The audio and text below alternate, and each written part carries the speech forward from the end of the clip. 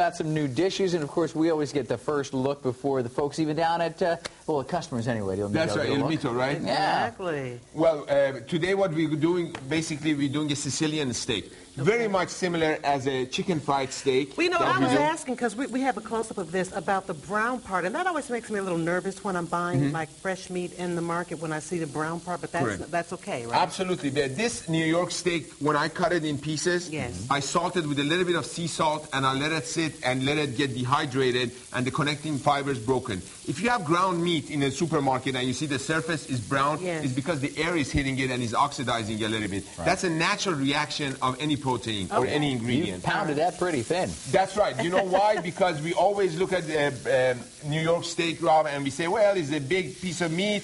We're going to eat it like that, and we just grill it. This is a different manifestation of a nice, tender piece of meat. Okay. And I'm doing it like this at El Mito. So you tenderized it? Basically, by breaking the connecting fibers, you tenderize it. Perfect. Yes, absolutely. Excellent. Now, as you can see, I'm preparing the gnocchi that goes next to this dish at El Mito. I'm doing the zucchini arrabbiata. This is the way you need to build a movie, basically. You have the supporting cast, you create the supporting cast, then we go to the main actor here. This is the star? This is the star of the dish. Good time for a fresh zucchini, though, right? We have a little bit of nice breadcrumbs that are seasoned with some marjoram, basil, thyme, oregano, and some garlic powder and salt. This recipe is on fox6now.com. Real Milwaukee, guys. Enjoy it and think about me, or come to El Mito and I cook it for you. But always think about me. It doesn't matter what's going on. Coffee grinder you're using to make your breadcrumbs? All of my spices, all of my breadcrumbs, I use my coffee grinder. I have one dedicated. I like it. Yeah. So now you're changing the dinner menu at the restaurant? Lunch and dinner menu. How often does that happen? Every season we do that. That way my kitchen works with new ingredients, my customers taste new food, and I get to speak food in different languages because I take the same ingredients, but I manifest them in different ways. Which you do so well, by the way. Thank you very much.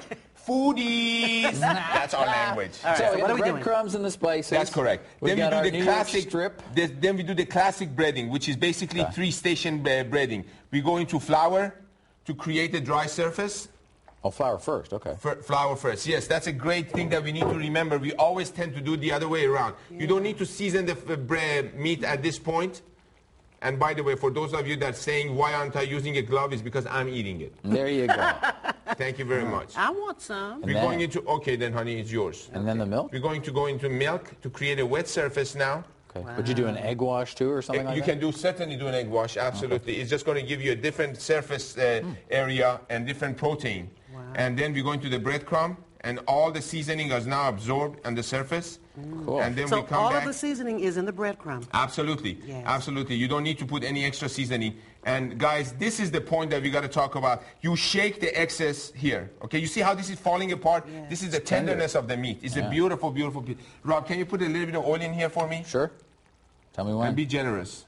Go, go, go, go, go, go. Gorgeous. Good. Gorgeous, gorgeous. How's that? And then we're going to go in. Ooh, and the sizzles. Nice. And it sizzles, darling. And apparently look, my hand doesn't burn. Yeah, I was going to say, chef fingers don't burn. That's right. Now, if I were, I found out recently that gluten and I don't get along very well. So if there's a substitute for breadcrumbs? Don't use breadcrumbs. And if I were you, I wouldn't use any of this at all. Just sear hot and remove. Ooh. And that's it. All right, there you go. It's even simpler, too, that way. And we're going to go, whoop-a! Whoa! All right, okay. check that out. All right, we'll be back in a bit. We'll get the results of the food here. We'll do some tasting. And we'll take some of your Facebook complaints. Nicole is at Hot Topic with the hair. Sure. You should see how many Facebook problems are out there. Chef Feker is hot with the hair as well. Okay, I need some comments about what to do with my hair.